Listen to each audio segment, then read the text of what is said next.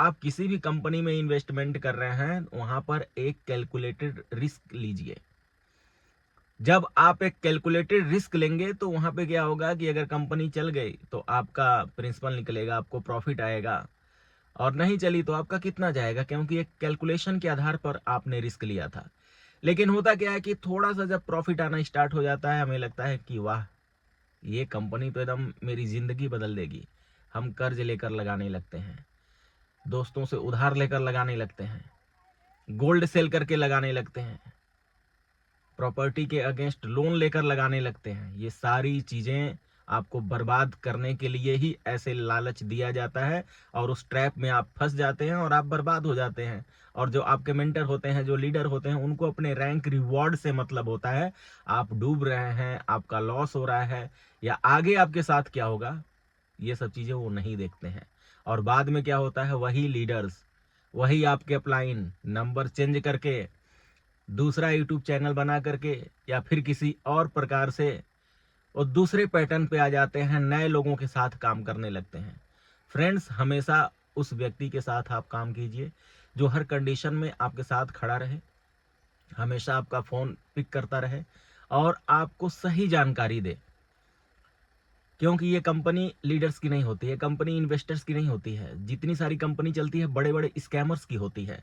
और इसका स्कैमर्स को कैसे लूटना है, कैसे पब्लिक को बर्बाद करना है, वो बहुत एक्सपर्ट होते हैं। उनका काम यही होता है, वो सालों से करते आ रहे हैं और आगे भी करते रहेंगे। और उसी स्कैमर्स की कंपनी में आप एक बार इस लाइन में आ गए हैं तो यहाँ से निकलना भी मुश्किल है।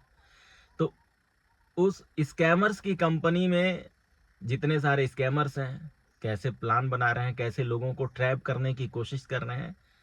क्योंकि अब ऑप्शन क्या है अपने पास, अगर इन्वेस्टमेंट प्लान में काम कर रहे हैं तो इसी से रिलेटेड करेंगे। और इसी से रिलेटेड अगर करेंगे तो ये अपने ऊपर डिपेंड करता है कि आप कौन सी कंपनी कर रहे हैं, कैसा प्लान है, आप अपने लेवल पे कैसे चेक कर रहे हैं। फिर वही किसी कंपनी में आप दोबारा जाएंगे जो फिक्स रिटर्न देने वाली कंपनी है, जो 1% 2% देने वाली है, तो अभी तक जितना आपका लॉस हुआ है उससे भी ज्यादा उस कंपनी में लॉस होगा। दो तरीके से मार्केट में प्लेटफॉर्म चल रहे हैं, एक तो फिक्स रिटर्न देने वाली कंपनी, वो टोकन की कंपनी हो या ट्रेडिंग की कंपनी हो या क्रिप्टो की कंपनी हो।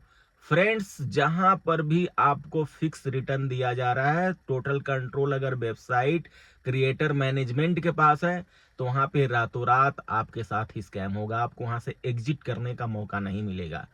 लेकिन अगर आप डीएफआई के प्रोजेक्ट में रिस्क ले रहे हैं, डीएफआई के प्रोजेक्ट्स के ऊपर काम कर रहे हैं, तो यहाँ पे क्या होगा, ये कंपनी किसी के पैसे को डबल नहीं करती है।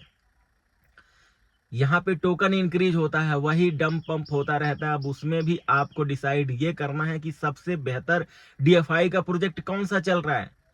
अगर डीएफआई का प्रोजेक्ट भी चलते हुए 2 साल 2.5 साल हो गया है, तो उस कंपनी में अब ज्यादा काम ना करें, नया बिजनेस ना लें। कंपनी कैसा भी प्लान उसमें चेंज करे, अपग्रेड करे, मत कीजिए। हर कंपनी की लाइफ 2 साल 2.5 साल 3 साल इससे ज्यादा नहीं होती है।